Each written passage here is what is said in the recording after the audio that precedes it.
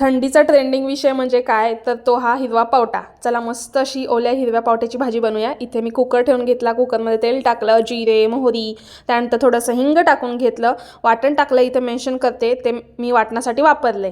वाटणामध्ये मी टाकून घेतलं मीठ, हळद चवीप्रमाणे टाकायचे तुमच्या. कांदा लसूण मसाला माझा घरचा टाकला आहे मी 2 ते 3 चमचे. छान मिक्स करून घ्यायचं. त्यानंतर यामध्ये सोलून घेतलेला हिरवा पावटा टाकायचा. आता मी रात्रीच आणला होता ताजा ताजा हिरवा पावटा आणि रात्रीच सोलून घेतला. मस्त सकाळी म्हटलं लगेच भाजी कराईल ऐन वेळेस.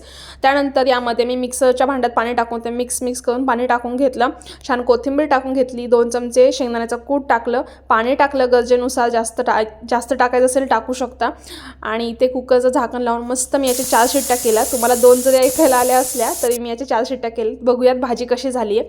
भाजी मस्त शिजली आहे, पावटा पण छान शिजून असा एकदम मस्त फुललेला आहे आणि याची भाजी तर भातासोबत एक नंबर लागते. चला शेअर आणि सबस्क्राईब करा.